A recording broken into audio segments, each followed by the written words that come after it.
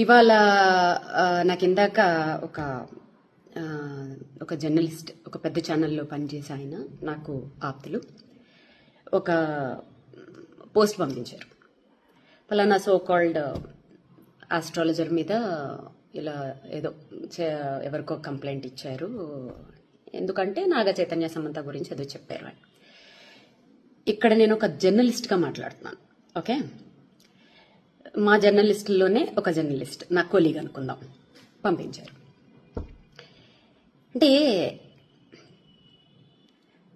సరే, ఒక జ్యోతిష్యం చెప్పిన ఒక మనిషి మీద సో కాల్డ్ ఛానల్స్ గంటలు గంటలు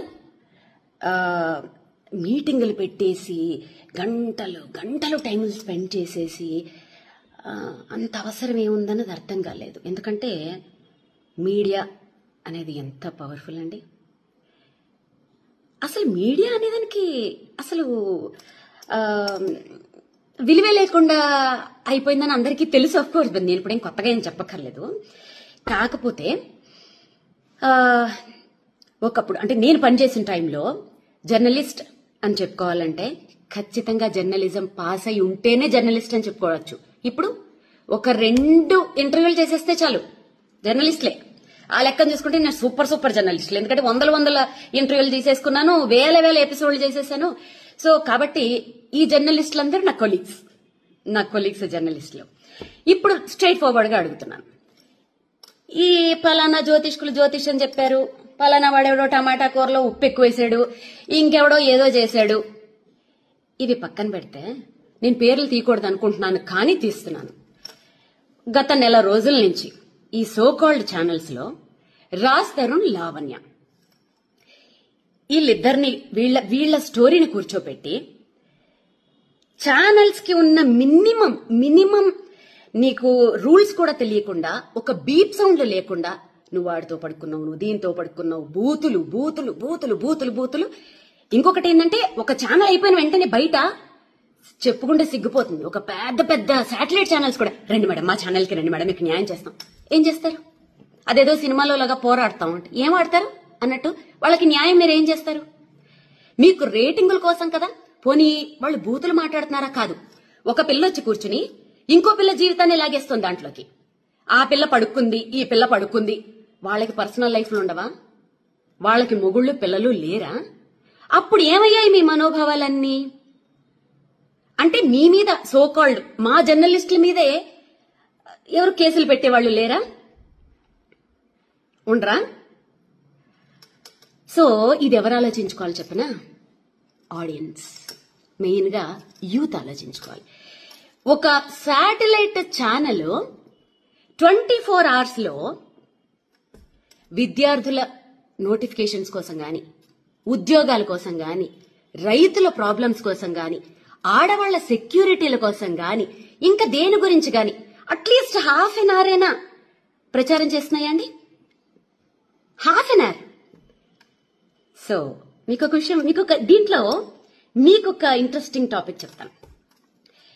మా జర్నలిస్టులలో, మా కొలీగ్స్ లో ఒక్క జర్నలిస్ట్ ని మీరేమన్నా అని చూడండి, తేనెటీగ మీద రాయి పడితే ఎలా ఉంటుంది తెలుసా? అలా వచ్చేస్తారు. ఆ యూనిటీ మీలో ఉండాలి. ఓకే, సో కాల్డ్ ఈ మధ్య జర్నలిస్టులు ఎలా తయారయ్యారంటే క్వశ్చన్లు అడుగుతుంటే కూడా అది క్వశ్చన్ లాగా అనిపిస్తలేవు, నాకు ఇంట్రాగేషన్ లాగా అనిపిస్తుంది. అన్నా ఎందుకన్నా ఆ రేంజ్ లో అడగాలి? మామూలుగా అడగచ్చు కదా క్వశ్చన్లు. కొంతమంది న్యూస్ రీడింగ్ చదువుతుంటారు, వాళ్ళు న్యూస్ రీడ్ చేస్తున్నట్టు ఉండదు, ఫ్యాక్షన్ డైలాగులు చెప్తున్న ఫీలింగ్ వచ్చేస్తూ ఉంటుంది నాకు. సో ఇంకా ఏదైనా, అసలు ఏ ఛానల్స్ అయినా ఒక సెలబ్రిటీని వదులుతుందా? అసలు నిజంగా వాస్తవానికి మాట్లాడుకుంటే ఈ సెలబ్రిటీలకు అసలు ప్రైవసీ లేకుండా చేస్తుంది ఎవరు? సో కాల్డ్ మనమే కదండి. వాళ్ళని ఒక ఎయిర్పోర్ట్లలో బతకనివ్వరు, వాళ్ళని ఒక కనీసం ఫ్యామిలీతో హోటల్కి వెళ్ళనివ్వరు, ఇంకెవరితోటన్నా వెళ్తే ఇంకా మంగళహారతే, వాళ్ళకి నచ్చిన డ్రెస్సులు వేసుకొనివ్వరు. ఎవరండి సెలబ్రిటీలకి అసలు ప్రైవసీ లేకుండా చేస్తుంది? సో కాల్డ్ మనమే కదా, మన జర్నలిస్టుల మిత్రులమే కదండి. ఏదైనా చిన్నది ఇష్యూ వస్తే అసలు ప్రూవ్ అవ్వవు, చిన్నది వస్తే చాలు. మొన్న నిహారిక అమ్మాయి చెప్తుంటే నాకే బాధేసింది. కెమెరామెన్లు వాళ్ళ పెరట్లోంచి గోడలు కూడా దూకేసి అసలు స్నానాలు చేయకుండా మొహాలు గడకుండా 4-5 రోజులు వాళ్ళ కొంపల ముందు దేకేసి వాళ్ళ బయటల కోసం వాళ్ళు దొంగతనంగా వాళ్ళని షూట్ చేసేయడానికి ఏ ఎందుకంత దిగజారిపోవాలి మీడియా అంటే అదా కాదు. ఆఫ్టర్ కరోనా ఏమైపోయిందంటే ప్రతి ఒక్కళ్ళకు కుటీర పరిశ్రమను పెట్టేసుకుంటున్నారు. ఆ కుటీర పరిశ్రమలు ఎంత దారుణంగా ఉంటున్నాయి అంటే ప్రధానమంత్రి మోడీని మొదలు పెట్టుకుంటే, కొండ మీద వెంకటేశ్వర స్వామిని మొదలు పెట్టుకుంటే, ఒక జీసస్ అల్లా దేవుడు దెయ్యం ఏమీ లేదు. ఎవరిని పడితే వాడు వాడిని బూతులు తిట్టుకొని వీడి బూతులు తిట్టేసుకోను. ఇది మనకి ఆర్టికల్ 19A ఇచ్చిన ఒక వరం. ఇక్కడ ఏంటంటే జోకు, ఒకళ్ళ మీద ఒకళ్ళ కేసులు వీటి మీద ఏమి పనిచేయవు. అలా పెట్టదలుచుకుంటే ఎన్నో పెట్టచ్చు. సో ఇవాళ పొద్దుట మంచు విష్ణు అన్న ఫోన్ చేసి చాలా మర్యాదగా ఎంత చక్క పద్ధతిగా మాట్లాడాడు పాపం అతను. ఆ కల్చర్ బాగా నచ్చింది. అఫ్కోర్స్ విష్ణన్న ఒక పెద్ద హీరో కొడుకు గురించి ఒక జ్యోతిష్కుడు జ్యోతిష్యం చెప్పాడని కేసులు పెడతామని వీళ్ళు పెడుతున్నారని చెప్పి మీ దగ్గరికి వచ్చిన జర్నలిస్టులని మీరేమడగాలి తెలుసా? 100 మంది ఒక్క సినిమా మీద 100 కుటుంబాలు ఆధారపడి ఉంటాయి. ఓకేనా? ఆ 100 కుటుంబాలని ఒక్క రివ్యూ తోటి సంకనాకిపించేస్తున్నారు చూశారు.